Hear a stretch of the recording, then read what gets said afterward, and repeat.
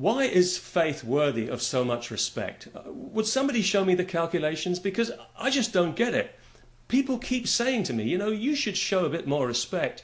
You don't have to call people mentally ill just because they disagree with you. Well, it's not because they disagree with me that I call them mentally ill. It's because of what they believe about reality and, more importantly, what they want to do with those beliefs.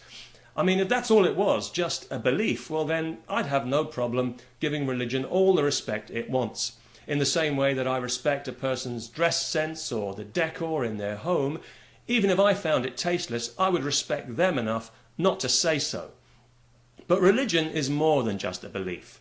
Religion wants to impose a universal morality, which is why it has always attracted the kind of person who thinks other people's private lives are their business. And giving respect to this mentality is exactly what's got us into the mess that we're in. We've given religion ideas above its station, and we've persuaded it that it's something it's not, when the truth is that faith is nothing more than the deliberate suspension of disbelief.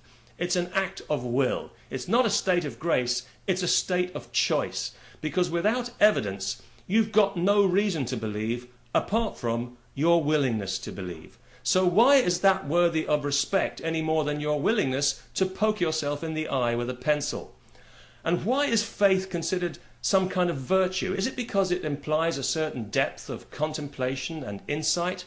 I don't think so. Faith, by definition, is unexamined. So in that sense, it has to be among the shallowest of experiences. And yet, if it could, it would regulate every action, word and thought of every single person on this planet, because let's not forget, even an impure thought is a sin. Well, I think that belief in God is an impure thought. It pollutes our understanding of reality, it gets in the way, and it brings out the worst in the best of us, so that we're even prepared to stoop so low as to poison the unformed minds of the people we love the most, our children.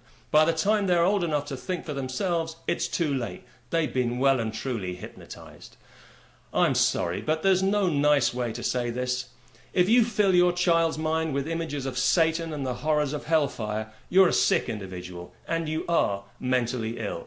And the only reason you don't know this is because you've been indulged for far too long by people and institutions that really ought to know better. The truth is, your beliefs are infantile. Your scriptures are lies, and your gods are illusions. And I can say that with all due respect, because no respect is actually due. And besides, anyone who has to demand respect automatically deserves ridicule. If you deserved respect, you'd already have it. You'd be rolling around in it like a televangelist in other people's money. No, what you deserve is mockery. But I'm a reasonable person, and I want to make an effort, so I'll tell you what I'll do. I'll respect your beliefs for as long as I can keep a straight face while thinking about them, which should be about half a second. But beyond that, I'm afraid I can't promise anything. In the meantime, I don't believe that God exists, but if it turns out that I'm wrong about that, well, fair enough. I don't think much of his attitude, to be honest, and if he wants to show himself, I'd be happy to tell him that to his face, if he's got one. But if God exists, I want him to tell me himself. I don't want to hear it from anybody else. And in case you're wondering, that includes you. So please, don't quote any more scripture at me. I'm really up to here with scripture, and frankly, I don't give a damn what the Bible or the Quran have to say about anything. You might as well be telling me about your dreams, which is essentially what you are doing. I mean, I can understand why people are drawn to scripture and to religion, because it's so easy and convenient. It's all laid out for you. All the thinking you'll ever need has already been done. You don't have to lift a single brain cell. That's so convenient, it's almost modern. But what you've got to realize is that believing a thing, no matter how strongly, doesn't necessarily make it real.